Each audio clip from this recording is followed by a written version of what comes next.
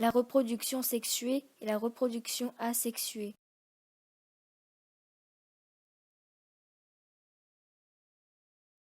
Sexuée ou asexuée. Une espèce est dite sexuée, une espèce qui nécessite pour se reproduire deux individus de sexe opposé. Exemple, le lion, l'ours polaire, le chien, le chat, etc. Une espèce est dite asexuée lorsqu'elle peut se reproduire sans l'intervention d'un congénère du sexe opposé. Exemple, l'étoile de mer, le requin, la méduse, etc. La reproduction sexuée. La reproduction sexuée implique la participation de deux organismes parentaux de même espèce, de sexe différent.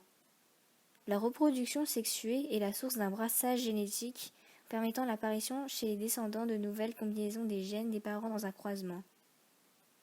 D'une génération à l'autre, chez les organismes à reproduction sexuée, il y a alternance entre une phase où les cellules sont à l'état haploïde à l'eau de N chromosomes et une phase où les cellules sont à l'état diploïde de l'eau de N chromosomes.